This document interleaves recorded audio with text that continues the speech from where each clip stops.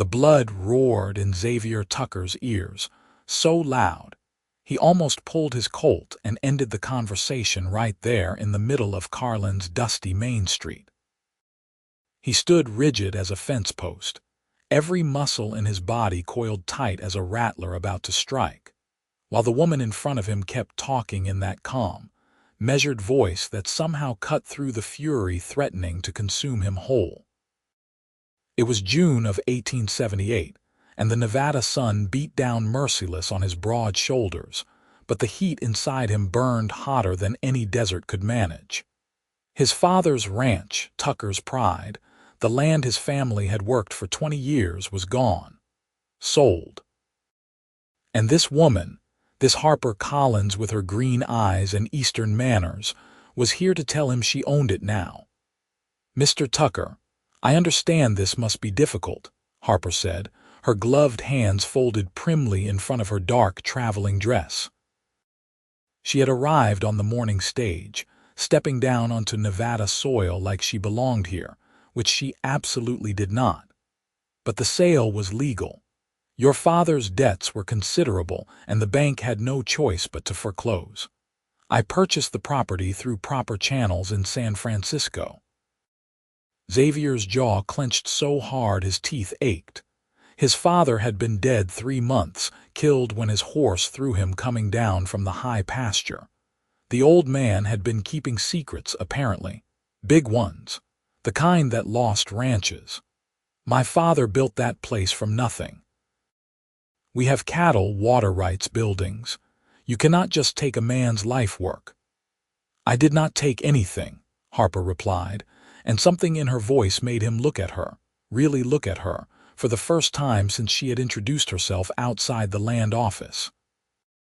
She was younger than he had first thought, maybe 23 or 24, with dark auburn hair tucked up under a sensible hat. Her face was pale in the way of someone who had spent her life indoors, but her chin was set with determination. I bought property that was for sale.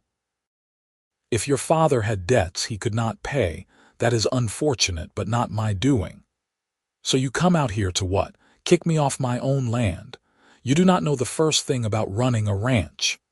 The words came out harsh, edged with all the anger and grief he had been carrying since his father died. He was 26 years old and suddenly had nothing. No home, no livelihood, no future. The rage burned bright and hot, begging him to do something, anything, to make this right through sheer force of will. Harper's green eyes flashed, but her voice remained steady.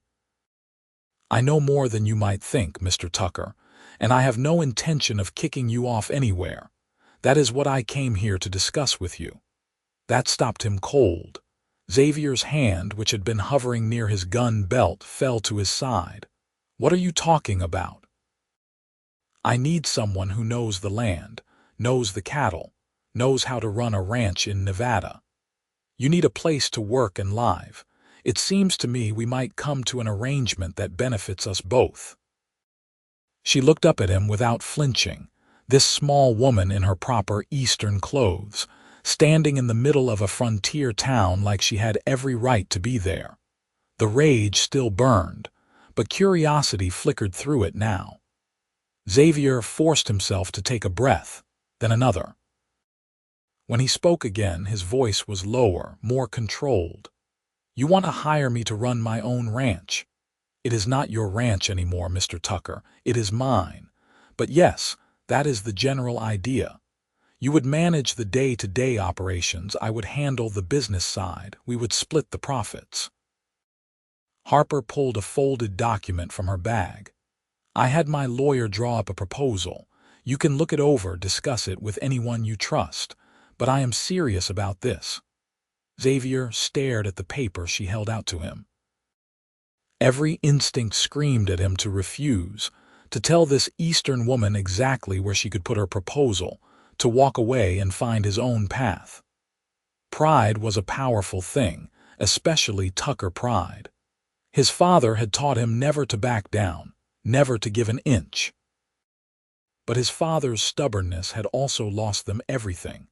Xavier reached out slowly and took the document. "I am not promising anything," he said, "but I will rate it."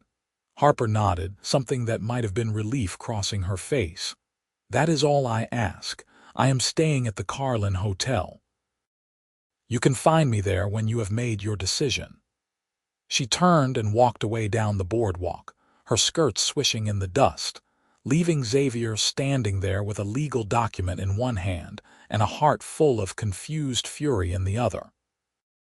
He watched her disappear into the hotel, then looked down at the paper. The words blurred in front of his eyes. He needed a drink, or maybe 10 drinks. Instead, he folded the document carefully and headed toward the office of Samuel Green, the only lawyer in Carlin who was not in the bank's pocket. Samuel read through the proposal twice while Xavier sat in an uncomfortable wooden chair and tried not to put his fist through the wall. The older man finally looked up, his spectacles sliding down his nose. "It is a fair offer, Xavier. More than fair, actually. She could have hired any ranch manager she wanted. This gives you 40% of all profits, and it specifically states that if she ever decides to sell, you have first right to buy at market value." "Why would she do that?"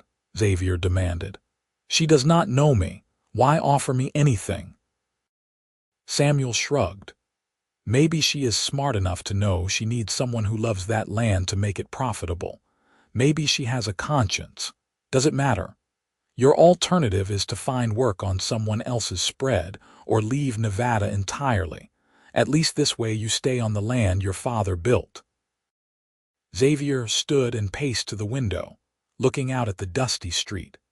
Carlin was not much of a town, just a few buildings clustered around the railroad depot, but it was home. The Tucker Ranch was 5 miles north, nestled against the foothills where good water ran down from the mountains. His father had chosen the spot carefully, building their cabin near the creek, expanding slowly over 2 decades until they had decent grazing land and a herd of 200 cattle. Xavier had grown up riding those hills, learning every canyon and gulch, every place where water pooled after the rare rains. The thought of walking away from it made his chest tight.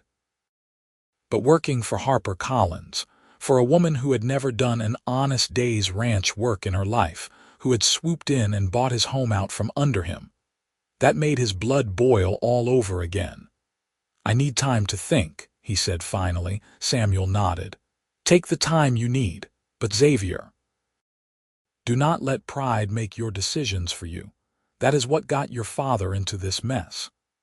Xavier left without answering. He walked to the stable where he had left his horse, a tough little Mustang mare named Sage, and rode out of town heading north. He needed to see the ranch, needed to stand on that land and figure out what the hell he was supposed to do next. The ride took an hour at an easy pace. The late afternoon sun slanted across the sagebrush-covered hills, painting everything in shades of gold and purple. This was beautiful country if you knew how to look at it, harsh and unforgiving but full of its own wild grace. Xavier had never wanted to be anywhere else. He had turned down opportunities to go to San Francisco, to see the cities back east. This was where he belonged. The ranch buildings came into view as he crested the last rise. The cabin his father had built, expanded now into a decent-sized house with 3 bedrooms and a real kitchen.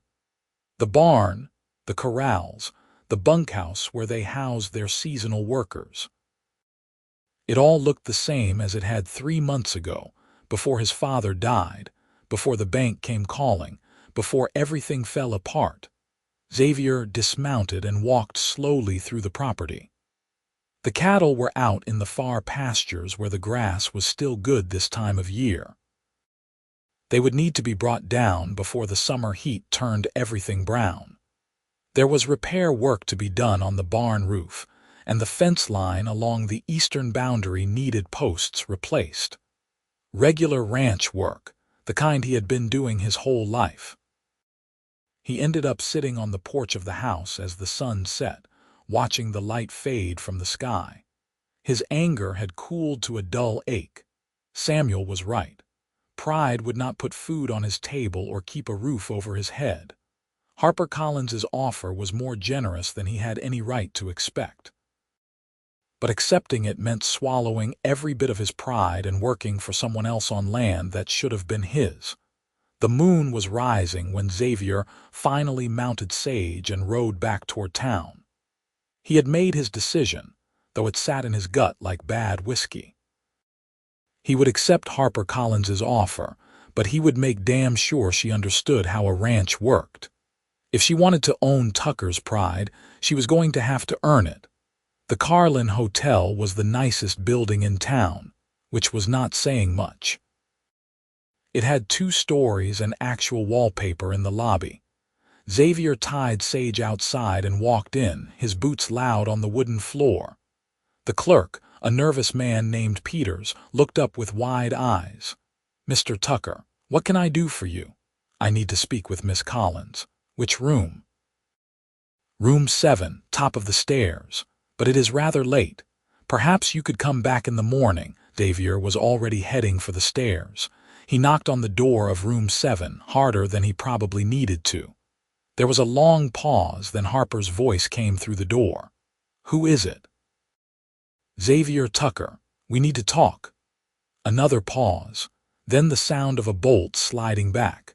The door opened a few inches and Harper looked out at him. She had taken off her hat and let down her hair, which fell in dark auburn waves past her shoulders.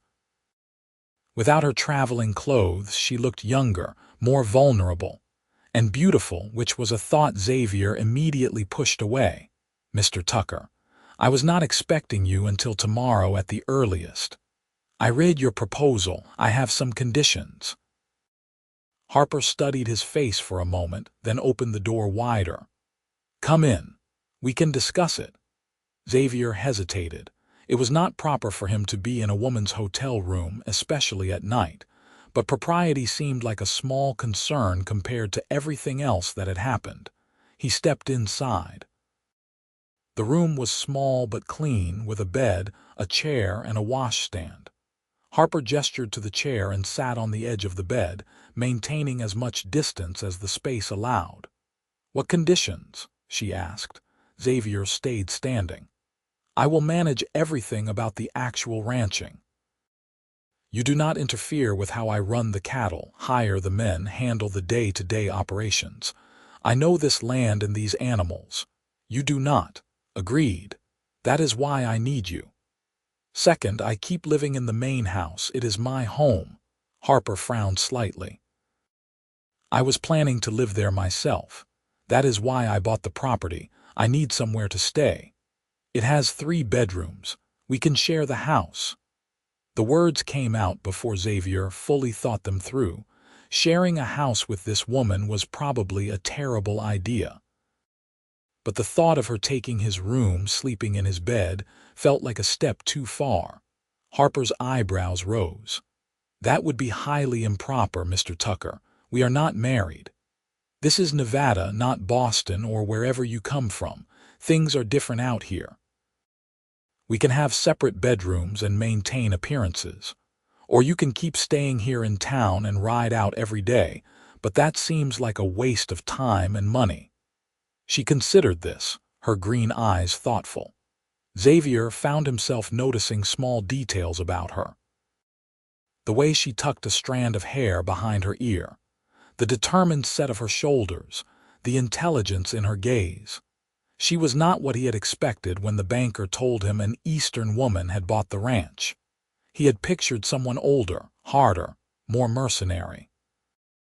Harper Collins looked like she should be hosting tea parties, not buying cattle ranches in Nevada. "Very well," Harper said finally. "We will share the house. But there will be strict boundaries, Mr. Tucker. This is a business arrangement, nothing more." "Agreed. Third condition. You learn how to ride properly and how to shoot. If you are going to live on a ranch, you need to be able to handle yourself." "I can ride," Harper said, a slight edge to her voice. "Can you ride all day in rough country? Can you rope a steer or help with branding? Can you hit a target at 30 yards? Xavier crossed his arms. This is not a game, Miss Collins. This is hard country. If you are going to be here, you need to be useful, not just someone I have to worry about protecting." Color rose in Harper's cheeks, and her eyes flashed with anger. "I am perfectly capable of learning whatever I need to learn, Mr. Tucker, and I do not need protection." "Then prove it. Those are my conditions. Take them or find someone else to manage your ranch." They stared at each other across the small room, tension crackling between them like lightning before a storm. Xavier could see the internal debate playing across Harper's face. She wanted to argue, wanted to tell him where he could put his conditions, but she also knew she needed him. Finally, she stood and extended her hand. "We have an agreement, Mr. Tucker. I will sign your amended contract tomorrow." Xavier took her hand. It was small and soft in his work-roughened palm, but her grip was firm. The touch sent an unexpected jolt through him, something he definitely was not going to examine too closely. He released her hand quickly and stepped back. "I will pick you up tomorrow morning at 7. Wear practical clothes if you have them. We have a lot of work to do." He left before she could respond, walking back down to the street where Sage waited patiently. His anger had faded to something more complex, a mixture of resignation and curiosity. Harper Collins was full of surprises. Maybe this arrangement would not be as terrible as he had feared. Or maybe it would be worse in completely different ways. The next morning dawned clear and hot. Xavier arrived at the hotel at precisely 7 to find Harper already waiting outside, dressed in what he assumed were her most practical clothes. A split riding skirt, boots that looked brand new, and a white blouse. She had her hair braided and pinned up, and she wore a wide-brimmed hat against the sun. She looked ridiculous and determined in equal measure. "Ready?" Xavier asked. "Ready," Harper confirmed, climbing onto the horse he had brought for her, a gentle gelding named Rusty. They rode out of town together, the morning air still cool before the heat of the day set in. Xavier watched Harper critically as they went. She could ride, he would give her that. Her seat was decent and she handled the reins competently. But she rode like someone who had taken lessons in a paddock, not someone who had ever pushed cattle or navigated rough terrain. "Where did you learn to ride?" he asked. "My father kept horses. I rode regularly as a child." Harper's voice was slightly defensive. "In a ring?" "Sometimes. Sometimes on trails near our home. This is different. You need to be able to stay in the saddle for 10 or 12 hours, climb steep hills, cross creeks, move quickly when you need to. We will work on it." Harper did not respond, but Xavier could feel her irritation radiating across the distance between their horses. Good. If she was going to make it out here, she needed to toughen up.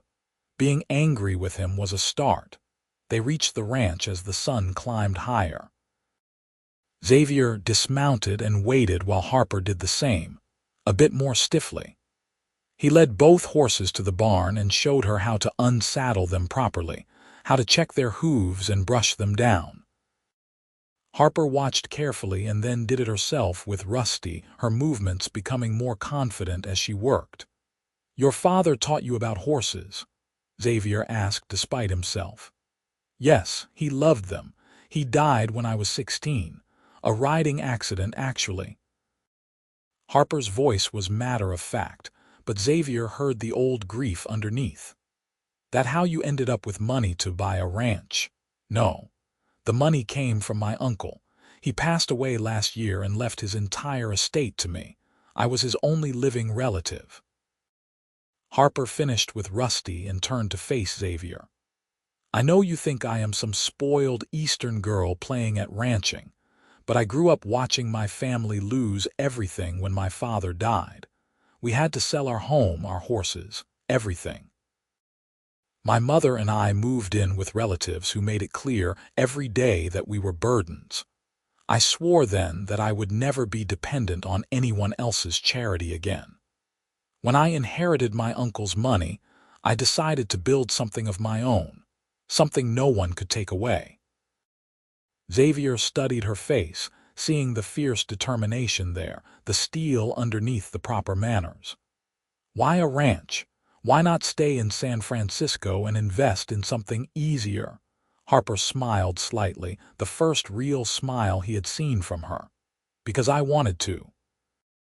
Because I loved horses as a child and I wanted to be somewhere I could have them again. Because I am tired of cities and proper society and living the way everyone else thinks I should. Does that make sense to you? It did, more than Xavier wanted to admit. He nodded slowly. Welcome to Tucker's Pride, Miss Collins, or I guess it is Collins's Pride now. No, Harper said firmly, it is still Tucker's Pride. Your father built this place, I just own the deed. The name stays. Something in Xavier's chest loosened a fraction. He gestured toward the house. Let me show you around. They spent the morning going through the property. Xavier showed Harper the layout of the buildings, explained how the water system worked, pointed out where the cattle were grazing. She asked intelligent questions and took notes in a small leather journal she produced from her bag. By noon, they were both hungry and dusty. Harper looked around the kitchen of the main house with obvious approval. It was simple but well built, with a good stove and a pump that brought water directly from the well. I can cook, she said. Let me make lunch. Xavier started to protest that it was not her job, then stopped himself. If they were going to make this work, they both needed to contribute. He nodded and went to wash up while Harper rummaged through the pantry and started pulling out supplies. 30 minutes later, they sat across from each other at the kitchen table eating bread and beans with bacon. It was simple food, but Harper had seasoned it well. They ate in silence for a while, both too hungry to talk. Finally, Xavier pushed his plate back and looked at her. We should establish rules for living in the house together. Harper nodded. Agreed, I will take one of the back bedrooms, you keep yours. We will share the common areas but respect each other's privacy. No going into each other's rooms without permission. I am usually up before dawn, Xavier said. I will try to be quiet, but I need to get the day started early. That is fine. I am an early riser myself. Harper paused. What about meals? Should we establish a schedule? We can figure that out as we go. Some days I will be out from dawn to dark. Other days I will be closer to the house. You do what you need to do, I will do the same, and we will eat together when it makes sense. They worked out more details over the next hour. Who would handle what chores, how they would manage supplies, when they would review the books together. It was all very practical and businesslike. Xavier found himself relaxing slightly. Maybe this could work. Maybe they could maintain a professional distance and make the ranch profitable without killing each other. That lasted exactly 3 days. The trouble started when Xavier decided it was time for Harper's shooting lesson. He took her out behind the barn where he had set up some targets and handed her a revolver. This is a Colt, .45 caliber. It has a kick, so brace yourself. Harper took the gun carefully, holding it like it might explode in her hand. Xavier showed her the proper grip, how to sight down the barrel, how to squeeze the trigger instead of pulling. She nodded along, her face serious with concentration. All right, try hitting that bottle on the fence post. Harper aimed, fired, and completely missed. The recoil made her stumble back a step. Xavier caught her elbow to steady her, and she jerked away from his touch like he had burned her. Sorry, he muttered. Try again. She did. 5 more shots, 5 more misses. By the 6th shot, Harper was frustrated and trying to hide it, which just made it more obvious. Xavier moved closer. Here, let me show you. He positioned himself behind her, reaching around to adjust her grip and sight line.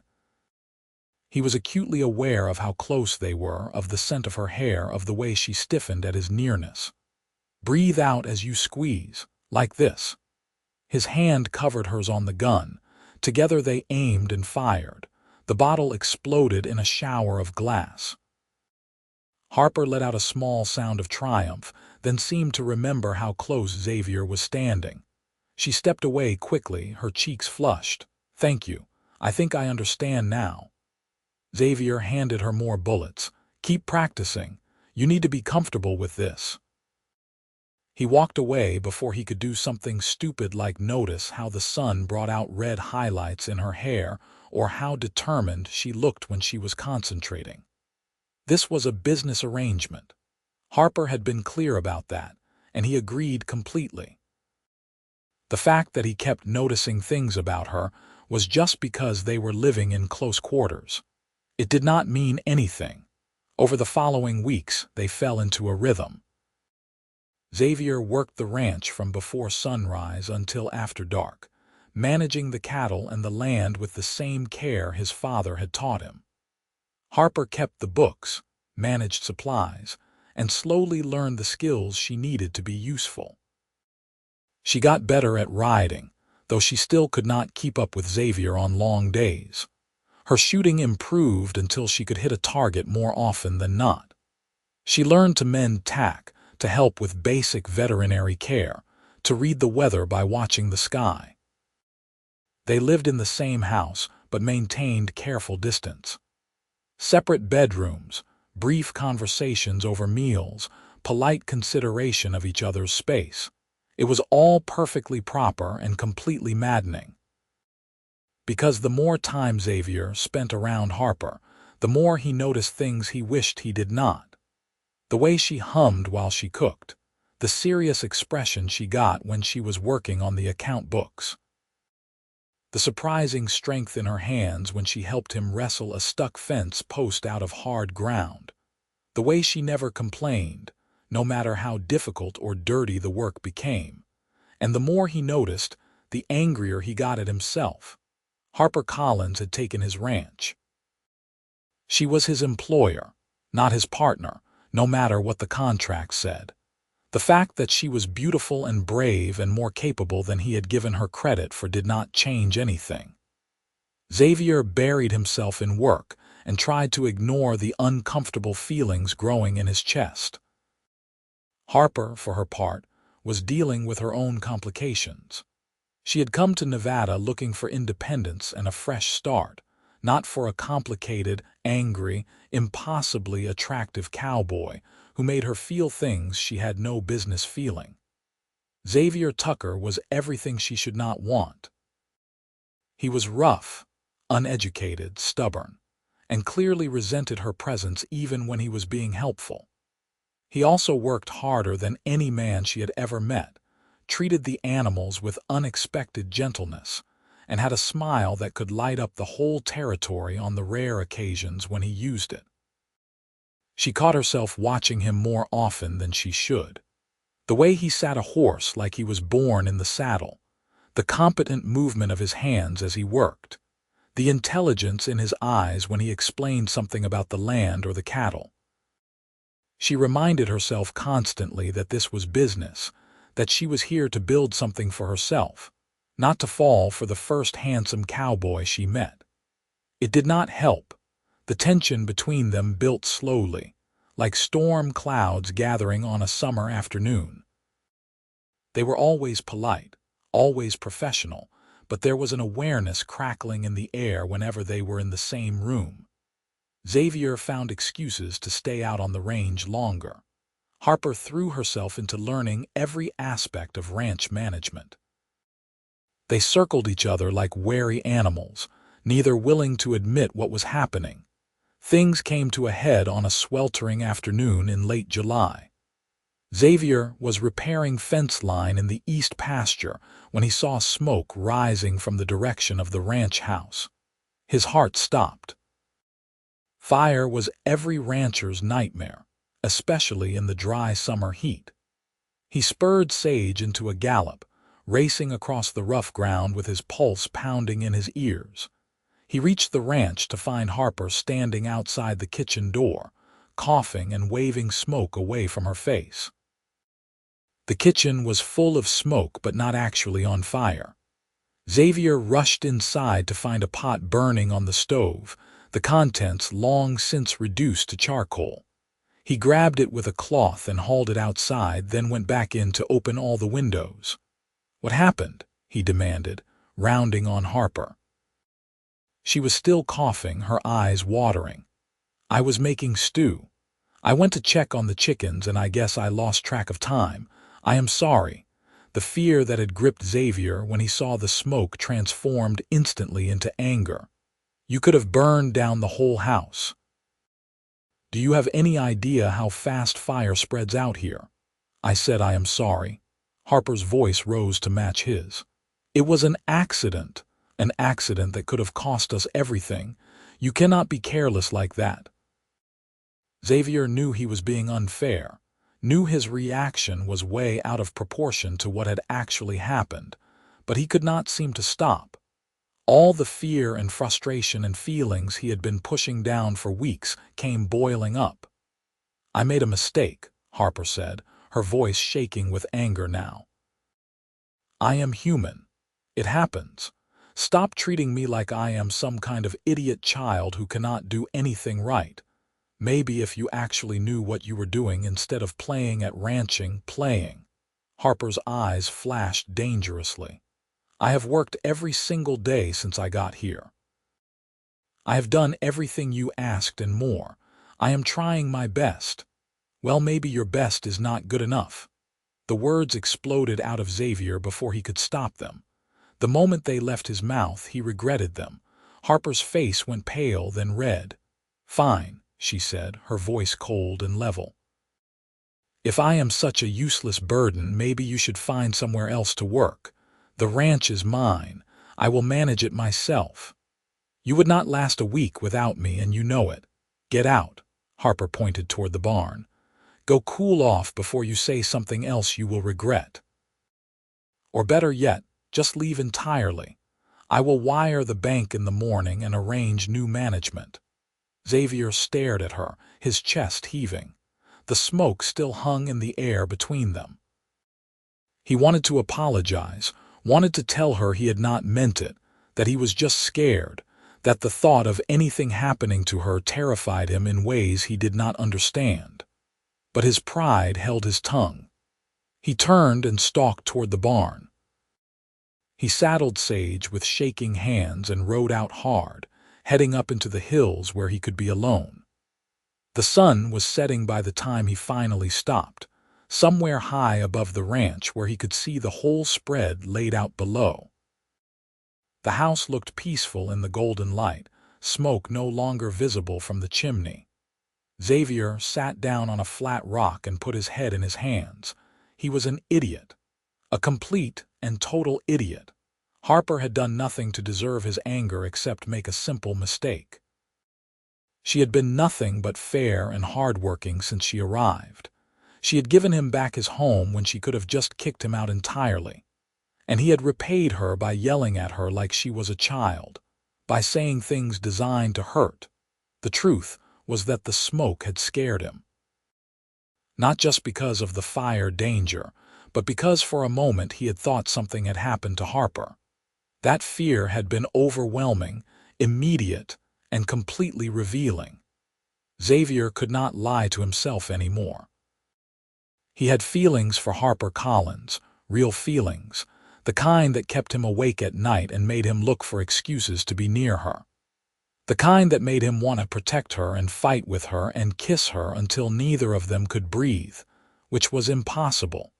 She was his employer. She had made it clear their relationship was purely business, and he had just comprehensively destroyed any chance she might have seen him as anything more. Xavier stood up and looked at the darkening sky. He needed to go back and apologize. He needed to grovel and beg her not to fire him, not because of the job, but because the thought of leaving her made his chest ache. He rode back to the ranch slowly, rehearsing what he would say. The house was dark except for a lamp burning in the kitchen window.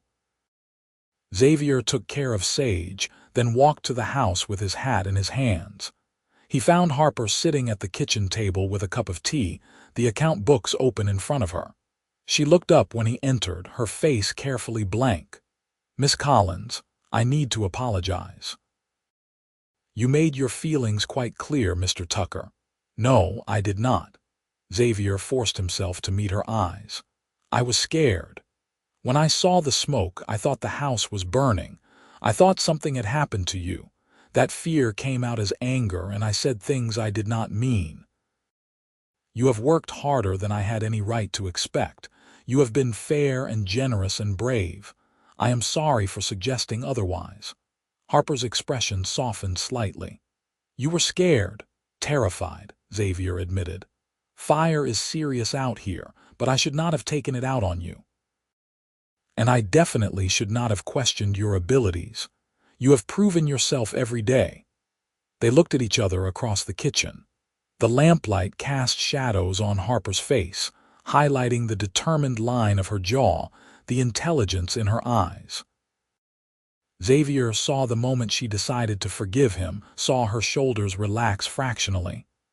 "I should have been more careful," she said quietly.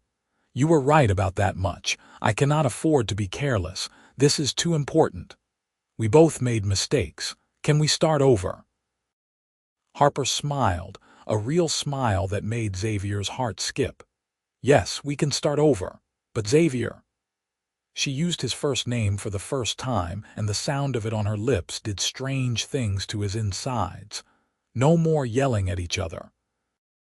"If we are going to make this partnership work, we need to be able to talk honestly without it turning into a fight." "Agreed." Xavier sat down across from her.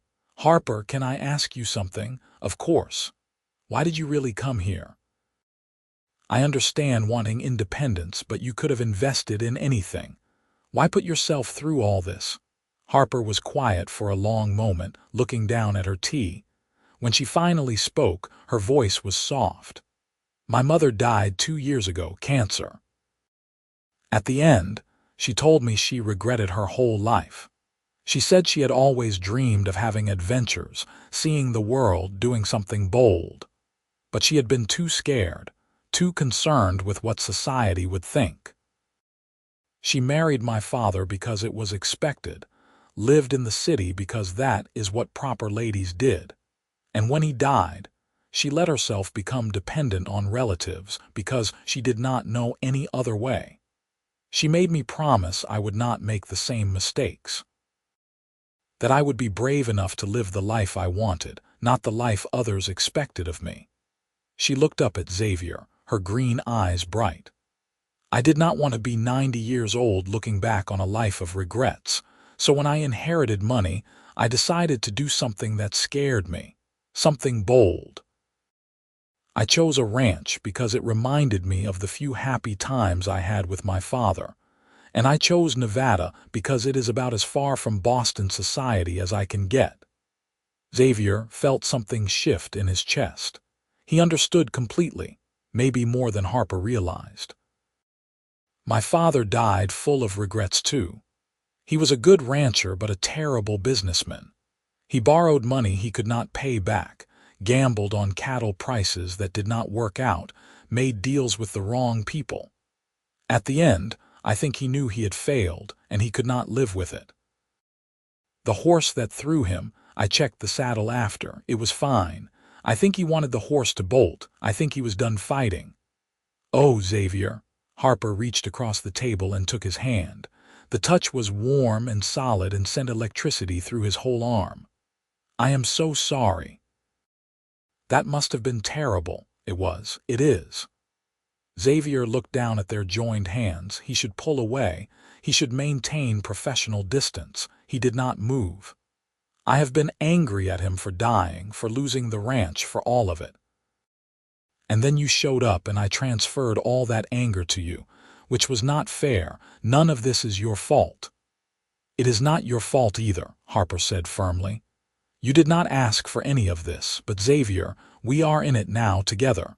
We can make this work. We are already making it work." Xavier looked up at her.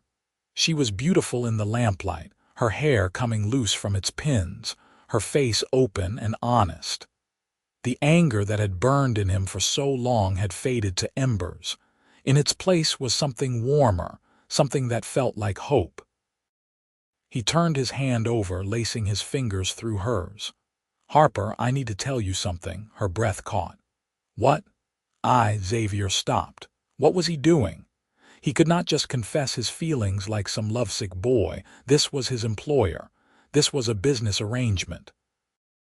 If he told her how he felt and she did not feel the same way, it would ruin everything. He swallowed hard and pulled his hand away. "I am glad you came to Nevada. I am glad you bought this ranch. Even though I was too stubborn to see it at first, I think we make a good team." Harper's face showed a flicker of something. Disappointment. But it was gone so fast Xavier might have imagined it. She pulled her hand back and smiled, though it did not quite reach her eyes. "I think so too. Partners." "Partners," Xavier agreed, even though the word felt hollow compared to what he actually wanted to say. They went to their separate bedrooms shortly after, both making excuses about early mornings. Xavier lay in bed staring at the ceiling, cursing his cowardice. He had been about to tell her. The words had been right there, and he had choked, because telling Harper how he felt was the most terrifying thing he could imagine, more frightening than any bronc or rustler or drought. If she rejected him, he would have to leave, and leaving Harper was not something he thought he could survive. In her own room, Harper punched her pillow and told herself she was being ridiculous. For a moment there, when Xavier had been holding her hand and looking at her with those intense eyes, she had thought he was going to say something important, something that would change everything between them. But he had pulled back, just like she knew he would, because she was his employer, because this was business, because wanting more was foolish and would only lead to heartbreak. The next few weeks were somehow both easier and harder.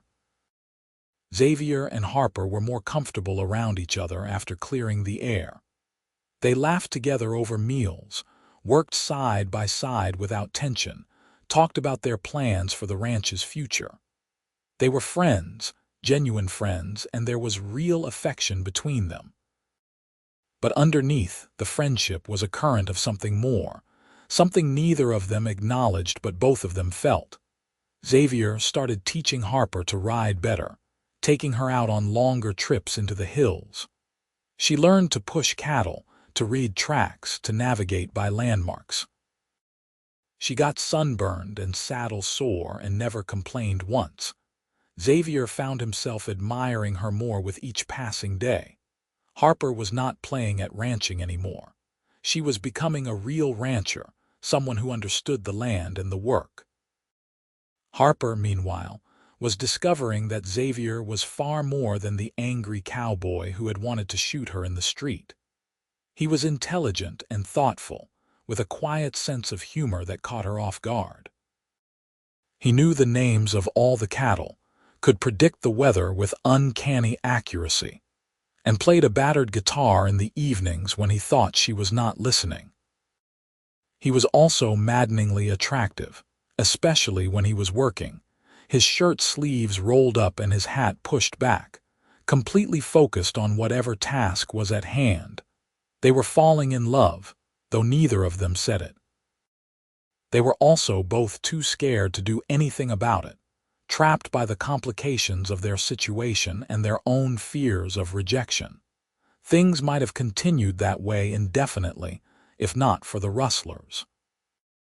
It was early August when Xavier discovered that a section of fence had been cut and nearly 20 head of cattle were missing. He rode back to the ranch with fury and worry warring in his gut. Rustlers were not uncommon in Nevada, but they were dangerous. Men who would steal cattle would not hesitate to kill anyone who got in their way. He found Harper working in the garden behind the house, pulling weeds in the hot sun. She looked up and saw his face, immediately setting down her tools. "What is wrong? We have rustlers." 20 head gone, fence cut in 3 places. They are probably long gone by now, but I need to ride out and see if I can track them. "I am coming with you," No, Xavier's voice was flat. This is not a lesson or a ride through the hills. These men are armed and dangerous. Harper stood up, brushing dirt from her skirt. This is my ranch, my cattle. I am coming. Harper, please. Xavier stepped closer, his voice dropping. I cannot do my job if I am worried about protecting you. Stay here. I will take Tom and Marcus with me. Tom and Marcus were the two ranch hands they had hired for the summer, solid men who could be trusted in a fight. Harper's jaw set in that stubborn way Xavier recognized. You cannot tell me what to do, Xavier. I am not some helpless woman who needs to be kept safe in the house. I can ride and I can shoot. Let me come. If something happened to you, Xavier stopped, the words choking in his throat. Harper, I could not bear it. Please, stay here. Something in his voice must have reached her. Harper's expression softened. She reached up and touched his face gently, her hand cool against his sun-warmed skin. All right, I will stay. But you come back safe, Xavier Tucker. That is an order. Xavier caught her hand and held it there for a moment, pressing his cheek into her palm. He wanted to say so many things. Instead, he just nodded and let go, turning away before he could do something stupid like kiss her. He gathered Tom and Marcus, loaded extra ammunition, and rode out following the trail the rustlers had left. It took them 3 days to track the stolen cattle. The rustlers had driven them hard to the northwest, heading toward the Oregon border. Xavier and his men followed grimly, sleeping in rough camps and pushing through the August heat. They finally caught up to the rustlers at an abandoned ranch house where the thieves had stopped to rest the cattle before selling them. There were 4 of them, hard-looking men with the kind of eyes that said they had killed before. Xavier and his men had the advantage of surprise. They waited until dark, then surrounded the house. When Xavier called for the rustlers to surrender, gunfire erupted. It was brutal and short. Tom took a bullet in the shoulder, but nothing fatal. 2 of the rustlers died. 1 tried to run and was captured, and the 4th surrendered when he realized he was outgunned. Xavier felt no satisfaction in it, just grim relief that it was over. They tied up the surviving rustlers, recovered the cattle, and started the long ride back to Tucker's Pride. Harper saw them coming from a mile away. She had been watching the horizon obsessively for 3 days, barely eating or sleeping. When she recognized Xavier in the lead, alive and whole, the relief was so powerful she had to sit down on the porch steps. She was still sitting there when the group rode into the yard. Xavier dismounted and walked toward her. He looked exhausted, dusty, and there was blood on his shirt that she prayed was not his. Harper stood on shaking legs. You are hurt. Not my blood. Tom took a hit, but he will be fine. We got the cattle back. Xavier stopped a few feet away, looking at her with an expression she could not read. I am sorry it took so long. I know you were worried. Harper closed the distance between them in 3 steps and threw her arms around him. Xavier stiffened in surprise, then his arms came up to hold her tight. She pressed her face against his chest, breathing in the scent of dust and horse and him.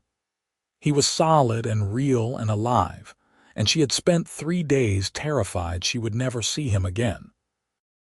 I thought something had happened to you, she whispered. I thought you were dead and I would never get to tell you. She stopped, suddenly aware that Tom and Marcus and the captured rustlers were all watching. Harper pulled back, her face flaming. I am glad you are safe, all of you.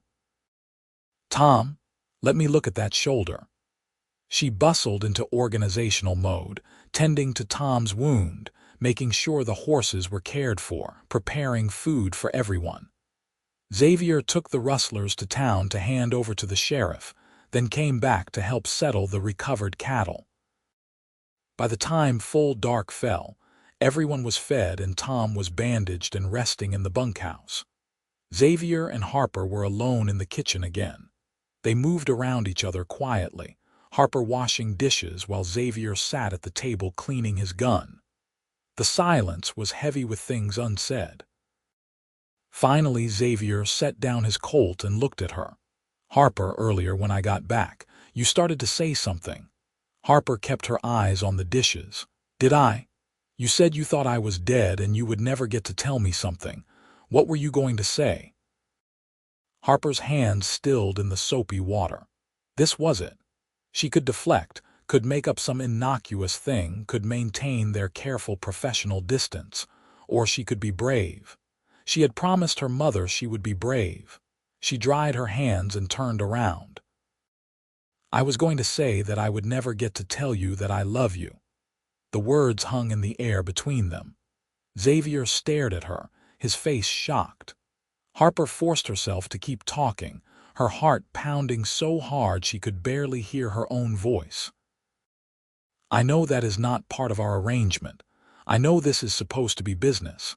But I cannot pretend anymore. I love you, Xavier. I think I started falling in love with you that first day when you were so angry, but you still stopped to hear what I had to say. I have tried not to feel this way, but I cannot help it. You are everything I never knew I wanted. If that makes you uncomfortable, if you want me to find a new manager, or if you want to leave, I will understand. But I had to tell you. I could not have kept living with the secret if something had happened to you." Xavier stood up slowly. He walked toward her with that loose, easy movement that always made her breath catch. When he was close enough to touch, he stopped. His hand came up to cup her face, his thumb brushing her cheekbone. "Harper Collins, do you have any idea how long I have wanted to hear you say that?" Hope flared in her chest. "What? I have been in love with you for weeks, maybe since the day I tried to apologize and you forgave me. Maybe before that. I did not say anything because I thought you just saw me as an employee, someone convenient who knew how to run your ranch." He smiled, a real smile that transformed his face from handsome to devastating. "But if you love me, if you really love me, then everything changes." "Everything changes," Harper agreed, her voice barely a whisper. Xavier leaned down and kissed her. It was soft at first, almost tentative, like he was afraid she might change her mind. But Harper pressed closer, her hands coming up to tangle in his hair, and the kiss deepened. It was nothing like the polite kisses Harper had experienced before. This was heat and hunger and months of denied feeling pouring out all at once. Xavier's arms came around her, lifting her against him, and Harper held on and kissed him back with everything she had. When they finally broke apart, both breathing hard, Xavier rested his forehead against hers. "I love you. God help me, I love you so much it scares me." "I love you too." Harper laughed, giddy with relief and happiness. "What do we do now?" "Now." Xavier pulled back enough to look at her properly, his eyes full of warmth and promise. "Now we figure out how to run a ranch together as partners, real partners. And maybe, if you are willing, we talk about making this arrangement more permanent." "Are you asking me to marry you?" "Not yet. You deserve better than a proposal when we are both exhausted and I smell like 3 days on the trail. But soon, Harper, if you will have me." "Yes," Harper said simply. "Whenever you ask, the answer is yes." They stood in the kitchen holding each other as the lamp burned low. Outside, the Nevada stars blazed across the black sky. Inside, 2 people who had started as adversaries had finally admitted what they both had known for weeks. They were in love, completely and irrevocably, and whatever came next, they would face it together. The next morning Xavier woke early as always, but instead of heading straight out to work, he detoured to Harper's room. He knocked softly, and when she called for him to enter, he found her already awake, sitting by the window with a book. "Morning," he said, suddenly feeling shy. In the daylight, with both of them fully dressed and proper, the events of the previous night seemed almost dreamlike. But Harper smiled. the same beautiful smile that had lit up her face when she told him she loved him, and the shyness faded. "Good morning. Did you sleep well?" "Better than I have in months, knowing you are in love with me too." Xavier crossed the room and sat on the edge of her bed. "I have been thinking. We should probably let some time pass before we get married. Let people see that this is real, not just some arrangement of convenience." Harper nodded thoughtfully. "That makes sense, though I do not particularly care what people think. I know, but I do not want anyone questioning whether you married me because you felt obligated or whether I married you for the ranch. I want everyone to know this is real." Xavier took her hand. "Also, I want to court you properly. Take you to dances in town, buy you dinner, all the things I would do if we had met under normal circumstances." "That sounds wonderful," Harper said softly. "Though I have to tell you I am not much of a dancer." "Neither am I. We will figure it out together." They went through their day's work with a new lightness. Everything was the same, but also completely different. They still maintained separate bedrooms and propriety. But now Xavier would catch Harper's eye across the dinner table and smile, or she would touch his hand in passing, small gestures that spoke of their changed relationship. It felt like a secret they were keeping from the world, precious and new. True to his word, Xavier started courting Harper properly. He took her to the weekly dance in Carlin, where they stumbled through the steps together and laughed at their own incompetence. He brought her wildflowers from the hills. They went on long rides together, not to check cattle but just to explore the beautiful Nevada landscape, talking about everything and nothing. Xavier told her about his childhood, about his mother who had died when he was 12, about his complicated relationship with his father. Harper told him about growing up in Boston, about the relatives who had looked down on her after her father died, about her dreams for the future. They kissed under the stars and held hands when no one was watching. Harper learned the feel of Xavier's calloused hands on her face, the way he smiled against her lips when she said something that pleased him. Xavier learned the sound of Harper's laugh when she was truly happy, the way she fit perfectly against him when he held her. They were careful not to go too far, both aware of the importance of propriety in frontier society, but the desire between them burned hot and constant. As August faded into September, the ranch work intensified. They needed to prepare for the cattle sale in October, get the animals ready for the drive to the railroad depot. Xavier and Harper worked from dawn to dusk, joined by Tom and Marcus and 2 additional men they hired for the season. It was hard, grueling work, but Harper never complained. She rode alongside the men, helping to round up cattle from the far pastures, working the branding iron when needed. She got dirt under her nails and bruises from handling stubborn steers. She earned the respect of the ranch hands, who started referring to her as the boss without the sarcasm that had colored their initial interactions. Xavier watched her with pride and love. This was his woman, tough and capable and beautiful even when she was covered in dust and sweat.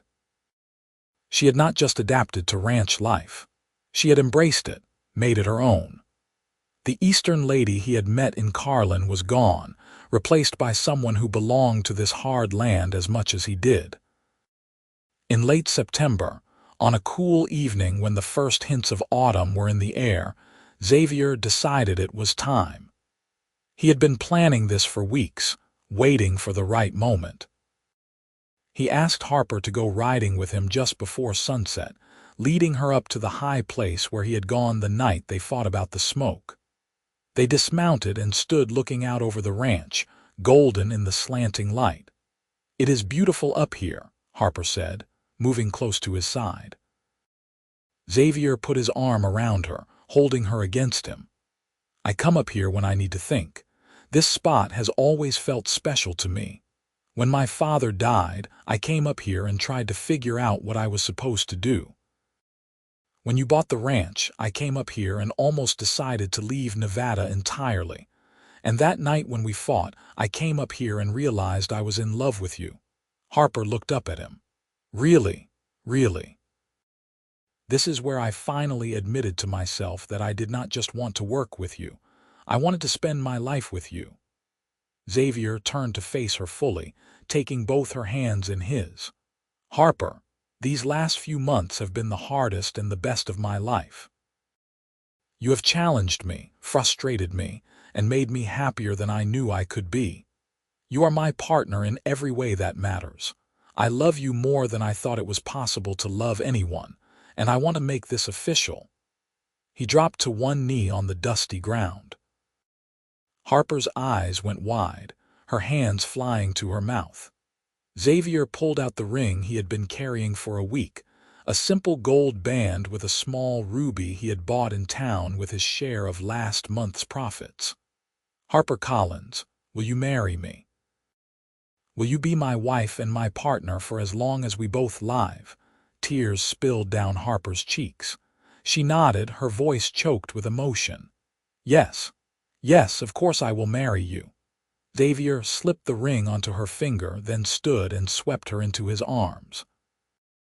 They kissed as the sun set over the Nevada hills.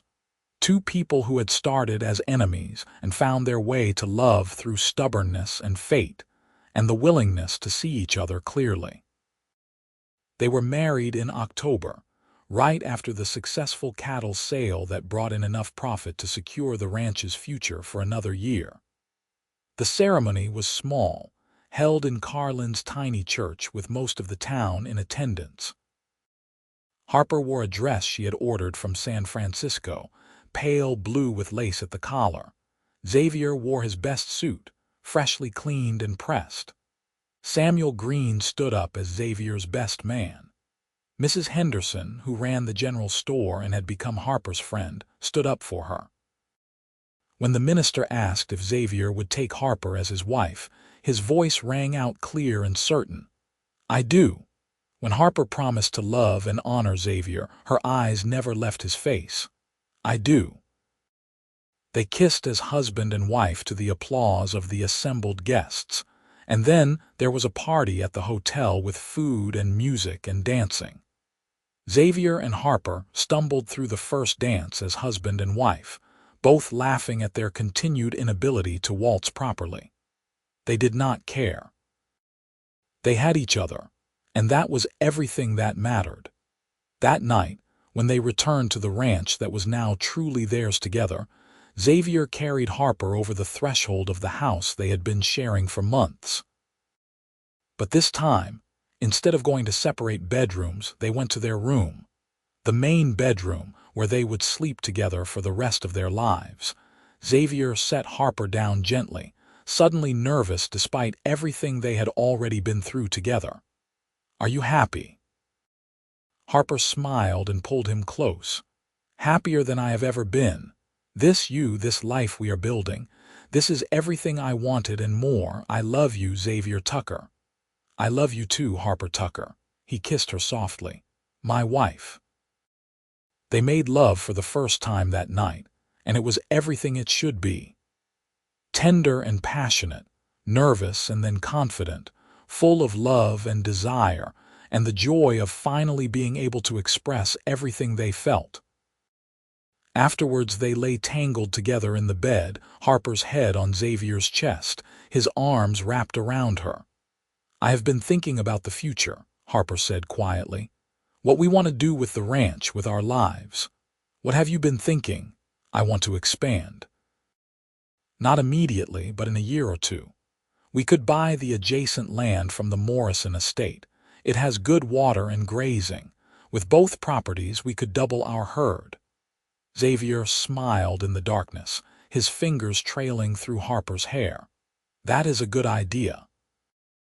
We would need to hire more hands, build another bunkhouse maybe. We can afford it if we keep having good sales. And Xavier, I want children eventually, not right away, but someday.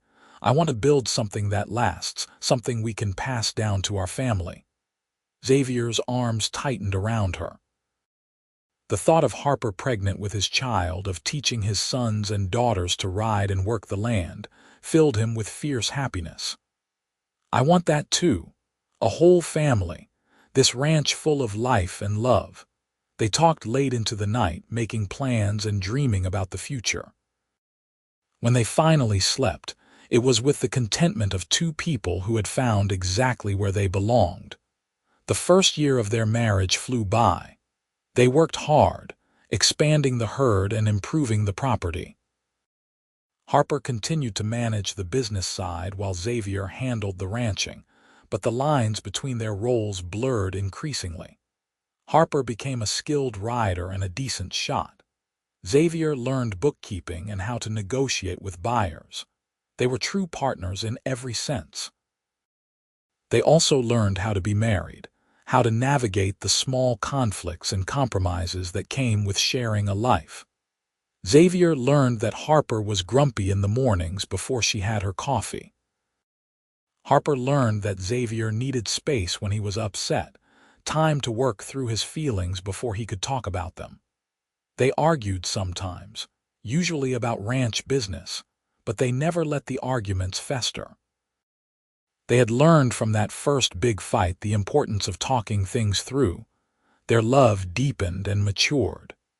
The intense passion of those first months settled into something steadier but no less profound. They fell into rhythms together, small rituals that marked their days. Coffee on the porch each morning before the work started. Xavier playing his guitar in the evenings while Harper read beside the fire. Making love in the big bed they shared, learning each other's bodies and desires with increasing confidence and joy. In the summer of 1879, Harper discovered she was pregnant. She told Xavier one evening after dinner, watching his face anxiously for his reaction. Xavier's expression went from surprise to wonder to pure joy in the space of a heartbeat. He swept her up and spun her around, both of them laughing. "We are having a baby. We are having a baby," Harper confirmed, her hands resting on her still flat stomach. "Are you happy?" Happy does not begin to cover it. Xavier set her down gently, suddenly worried. "Are you all right? Do you need to sit down? Should you even be working?" Harper laughed at his concern. "I am pregnant, not made of glass. I can keep working for months yet, but yes, I am all right. More than all right, I am thrilled." They spent the evening making new plans. They would need to convert one of the spare bedrooms into a nursery. Harper would need to train someone to take over more of her duties as her pregnancy advanced. They would need supplies, baby clothes, a cradle. The list seemed endless and exciting. Harper's pregnancy progressed smoothly through the summer and into fall. As her belly grew, Xavier became increasingly protective, trying to take over all the heavy work. Harper tolerated his fussing with good humor, though she insisted on remaining active and useful. She rode until she was 6 months along, then reluctantly agreed to stay closer to the house. Xavier was attentive and devoted, bringing her whatever she needed, rubbing her feet when they swelled, holding her when the changes in her body made her emotional. Their son was born in early March of 1880, delivered by Dr. Wilson from Carlin with Mrs. Henderson assisting. It was a long labor that left Xavier pacing the kitchen floor in terror, listening to Harper's cries from the bedroom and feeling completely helpless. When the baby's first cry finally rang out, Xavier nearly collapsed with relief. Dr. Wilson emerged an hour later with a smile. "You have a healthy son and your wife is doing well. You can go in now." Xavier entered the bedroom to find Harper propped up against pillows, exhausted and radiant, holding a tiny bundle wrapped in blankets. She looked up at him with tears in her eyes. "Come meet your son." Xavier crossed the room on shaking legs and sat carefully on the edge of the bed.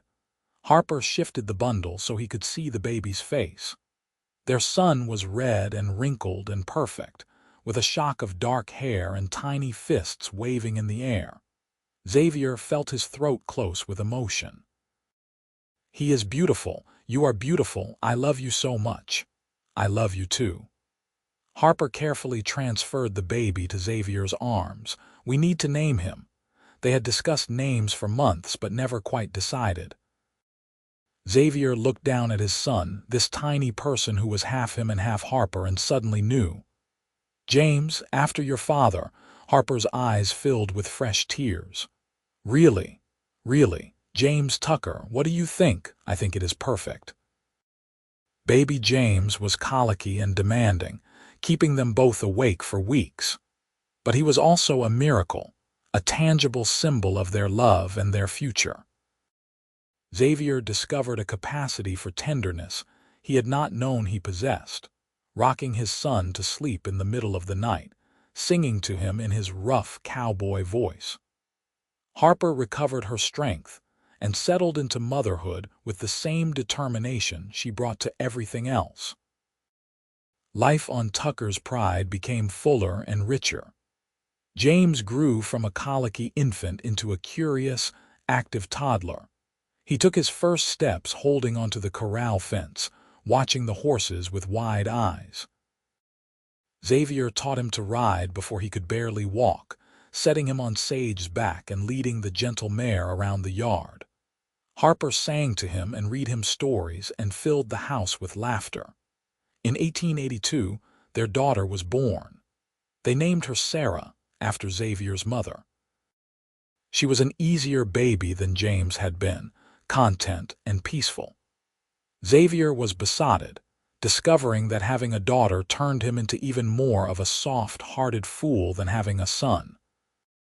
Sarah had Harper's green eyes and Xavier's dark hair, and she wrapped her father around her little finger from day one.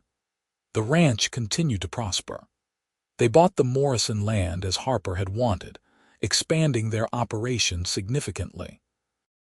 They hired more hands, built a new bunkhouse, and upgraded the main barn.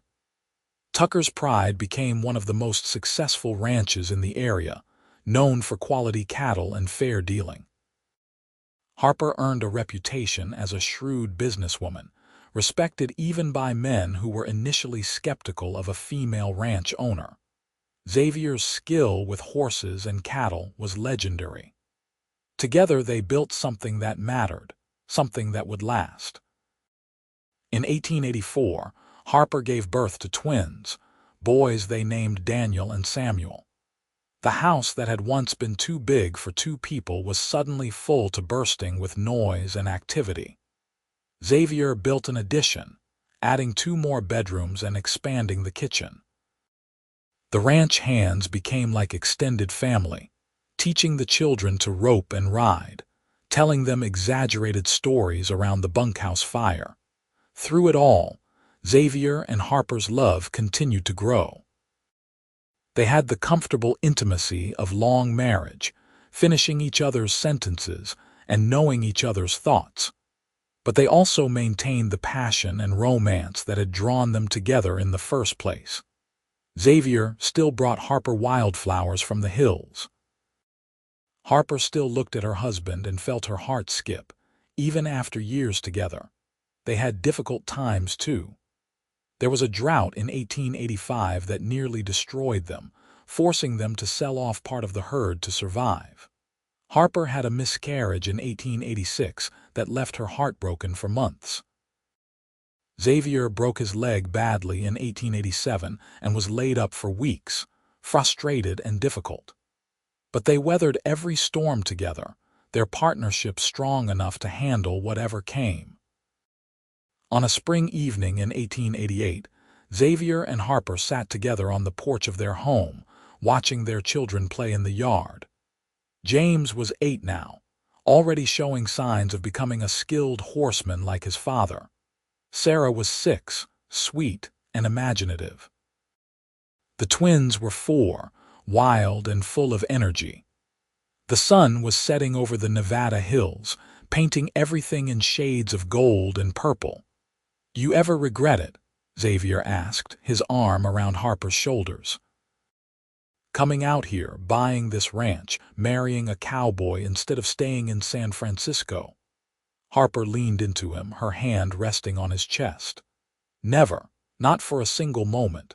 This is everything I wanted, Xavier. This life, this family, I would not change anything. I love you, Harper Tucker, more now than I did 10 years ago, and I loved you pretty desperately then. I love you too.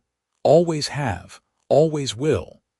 They sat in comfortable silence, watching their children and their ranch and the land they had built a life on. Xavier thought back to that day in Carlin, when he had been so angry he nearly pulled his gun, when Harper had stood there calmly and told him about the ranch sale. If someone had told him then that he would end up married to that Eastern woman, that they would build a family and a future together, he never would have believed it. But somehow, impossibly, that was exactly what had happened. His rage had burned hot that day, but he had bridled it just long enough to hear what Harper had to say. That decision, that moment of choosing to listen instead of act on his anger, had changed everything. It had given him the chance to know Harper, to see past his initial judgment, to discover the amazing woman beneath the proper exterior. "What are you thinking about?" Harper asked, looking up at him. "About that first day, about how close I came to walking away and never giving you a chance." Harper smiled. "But you did not walk away. You stayed and heard me out. That is who you are, Xavier. Underneath all that anger and pride, you are a good man who does the right thing." "I had help learning to do the right thing. You taught me." "We taught each other," Harper corrected. "That is what makes us work." Xavier kissed the top of her head, breathing in the familiar scent of her hair. She was right. They had taught each other, changed each other, made each other better. That was what love did, he had learned. It did not complete you so much as challenge you to become the person you were meant to be. James ran up to the porch, his face flushed with excitement. "Papa, will you come see? I taught Sarah how to do a rope trick." Xavier stood, extending his hand to Harper. "Come on. Let us go see what our children are up to." They walked down into the yard together, hand in hand, surrounded by the noise and chaos and joy of their family. The ranch spread out around them, fertile and beautiful. The cattle grazed peacefully in the distance. The sun set over the hills that Xavier had loved his whole life. Everything was exactly as it should be. Years continued to pass in a rhythm of seasons and work and family. The children grew, each developing their own personalities and talents. James became a skilled rancher like his father, taking on more responsibility as he got older. Sarah discovered she had her mother's head for business and a gift for breeding quality horses. The twins were inseparable, always getting into mischief but fiercely loyal to each other and their family. In 1890, Xavier and Harper celebrated their 12th wedding anniversary with a party at the ranch. Nearly 100 people came, testament to the respect and affection they had earned in the community. There was food and music and dancing. Xavier and Harper, who had been terrible dancers at their wedding, now moved together with the ease of long practice, laughing at themselves and each other. As the evening wound down and the guests began to leave, Tom, who was now the foreman and had been with them since the beginning, raised a toast. "To Xavier and Harper Tucker, the best bosses anyone could ask for, and two people who prove that love and hard work can build something that lasts. May you have many more years together." Everyone raised their glasses and cheered. Xavier pulled Harper close and kissed her in front of everyone, not caring about propriety. She was his wife, his partner, his love, and he would never stop being grateful for the day she walked into his life. Later that night, after the last guest had left and the children were in bed, Xavier and Harper walked out to look at the ranch by moonlight. They stood at the top of the rise where Xavier had proposed, looking down at the buildings and corrals and the land that was theirs. "We did it," Harper said softly. "Everything we dreamed about that first year, we built it." "We did," Xavier agreed. "And we are not done yet. James will take over eventually, but we have good years left. We can keep building, keep improving. I want to start a horse breeding program, Harper said. Sarah has such a gift for it. We could make Tucker's pride known for horses as well as cattle. Xavier smiled. Harper was always thinking ahead, always planning the next improvement. It was one of the things he loved about her. That sounds perfect. We will talk to Sarah about it tomorrow. They stood together in the moonlight, planning and dreaming just as they had on their wedding night 12 years ago. Some things never changed. Their love was one of those things, constant and sure, the foundation on which everything else was built. The years flowed by like water. Xavier and Harper grew older together, their dark hair gaining streaks of silver, their faces weathering from years in the Nevada sun. But their partnership remained strong, their love undiminished. They were blessed with grandchildren as James and eventually Sarah married and started their own families. The ranch house that had once held 2 people and later 5 now rang with the voices of multiple generations. Xavier taught his grandchildren to ride just as he had taught his children, patient and gentle, passing down the skills his own father had taught him. Harper told them stories about the old days, about how she had come from Boston knowing nothing about ranching and built a life in Nevada through determination and love. The grandchildren listened with rapt attention, these tales of their grandparents' early struggles seeming almost mythical. In 1895, on a warm June day not unlike the day Harper first arrived in Carlin, Xavier and Harper sat on their porch watching James and Sarah, and the twins work with the cattle. 3 of their grandchildren played in the yard. The ranch was thriving under the second generation's management, expanding in new directions while maintaining the core values Xavier and Harper had established. "You remember what you said to me that first day?" Xavier asked. "When I was so angry I could barely see straight." Harper thought back across 17 years. "I told you I understood it was difficult, but the sale was legal. You were so calm, so reasonable, I wanted to hate you for it." "I know. You looked like you wanted to shoot me." Harper laughed softly. "I was terrified, but I could not let you see it. I had to be strong or you would have run right over me. You have always been strong, stronger than me in a lot of ways." Xavier took her hand, their fingers intertwining with the ease of long habit. "I am glad I listened that day, Harper. I am glad I bridled my rage long enough to hear what you had to say. It gave me everything. You gave me everything." Harper squeezed his hand, her eyes bright with emotion. "We gave each other everything. That is how love works, I think. You do not find someone who completes you. You find someone who challenges you to become more than you were, someone who sees the best in you even when you are at your worst. That is what you did for me, Xavier. You saw past the Eastern lady with her proper manners and found someone who could be a rancher, a mother, a partner. You made me brave enough to become who I really was." Xavier brought her hand to his lips and kissed it. "I love you, Harper Tucker, today, tomorrow, and for whatever time we have left. I love you too, always."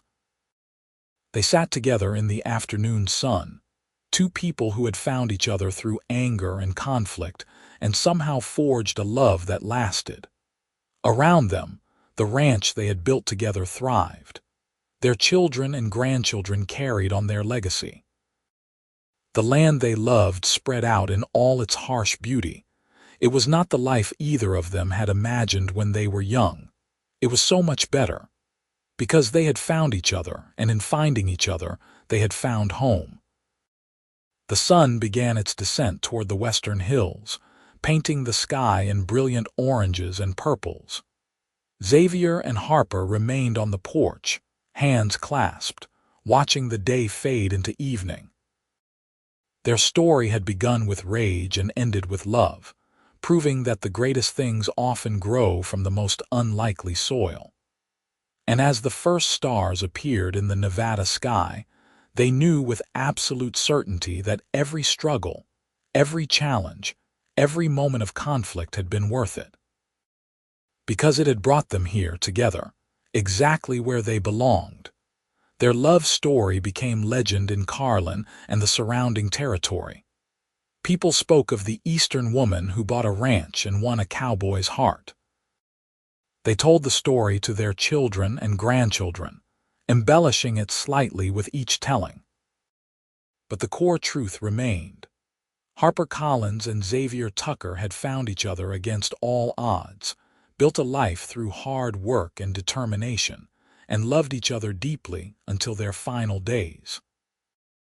Xavier lived to the age of 73, passing peacefully in his sleep in the spring of 1925 with Harper beside him.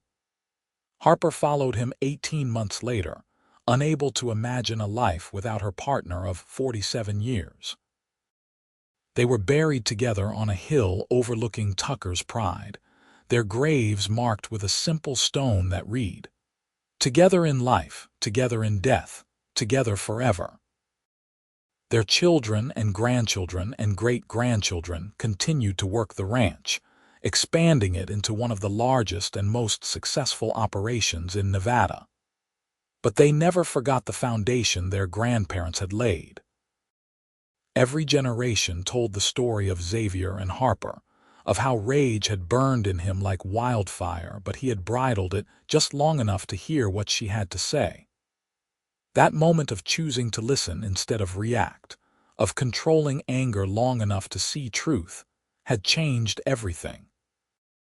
It had created a legacy of love and family and success that stretched across decades. The ranch house still stood, modernized and expanded, but with the original cabin at its core. The hills still rolled away to distant mountains. The cattle still grazed in the same pastures. And on quiet evenings when the wind was right, some people swore they could hear the sound of a guitar playing old cowboy songs, and the laughter of two people who had loved each other with everything they had. The Wild West had been a hard place, unforgiving and brutal at times.